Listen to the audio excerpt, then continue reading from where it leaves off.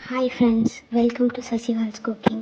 இன்றைக்கி நம்ம சூப்பரான ஒரு டின்னர் ரெசிபி தான் பார்க்க போகிறோம். அது என்னன்னாக்க சப்பாத்தி, அதுக்கு சைடிஷாக பன்னீர் மசாலா கிரேவி. வாங்க பார்க்கலாம். ஃபஸ்ட்டு இந்த ரெசிபி பண்ணுறதுக்கு ஒரு கடாயை சூடுபடுத்திக்கோங்க. அதில் 2 டேபிள் ஸ்பூன் நெய் ஆட் பண்ணிக்கோங்க.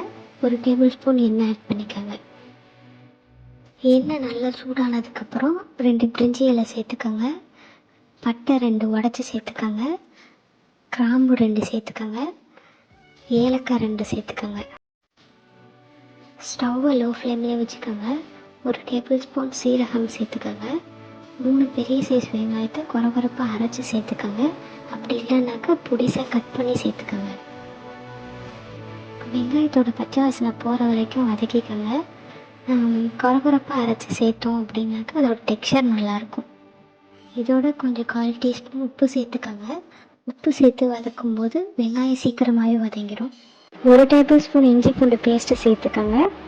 அதோட பச்சை வாசனை போகிற வரைக்கும் வதக்கிக்கோங்க. நல்லா 2 மீடியம் சைஸ் தக்காளியை நல்லா சாஃப்டாக அரைச்சி எடுத்துக்கோங்க.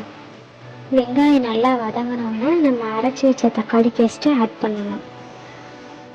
1/4 டேபிள் ஸ்பூன் மஞ்சள் தூள், 1 டேபிள் ஸ்பூன் மிளகாய்த்தூள், 1/2 டேபிள் ஸ்பூன் மல்லித்தூள், 1/2 டேபிள் ஸ்பூன் கரம் மசாலா எல்லாத்தையும் சேர்த்து நல்லா மிக்ஸ் பண்ணிக்கோங்க. தக்காளி வதங்குறதுக்குள்ளே நம்ம ஒரு பேஸ்ட் ரெடி பண்ணிக்கலாம். அதுக்கு ஒரு மிக்ஸி ஜார் எடுத்து தயிர் 1/2 கப் எடுத்துக்கோங்க. அது பிடிக்காத கெட்டியான தயிராக எடுத்துக்கோங்க. பால் 1/2 கப் எடுத்துக்கோங்க. பன்னீர் எடுத்துக்கோங்க. இது எல்லாத்தையுமே நல்லா கிரைண்ட் பண்ணி எடுத்துக்கோங்க. இப்போ தக்காளி நல்லா வதங்கிடுச்சு. நம்ம அரைச்ச பேஸ்ட்டை அதில் ஆட் பண்ணணும். நம்ம பன்னீர் அரைச்சி பண்ணும்போது கடையில் கிடைக்கிற டேஸ்ட் அப்படியே கிடைக்கும். இப்போ நல்லா எண்ணெய் பிரிஞ்சு வந்தோடனே நம்ம தேவையான அளவு தண்ணீர் ஊற்றி நல்லா கிண்டிக்கணும்.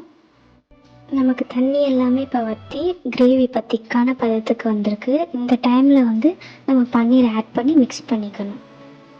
பன்னீரை ரொம்ப நேரம் வேக வச்சிடாதீங்க, நமக்கு சாப்பிடவே ரொம்ப ஹார்டாக இருக்கும். அதனால் ஒரு 5 மினிட்ஸ் வேக வச்சுட்டு ஸ்டவ் ஆஃப் பண்ணிடுங்க.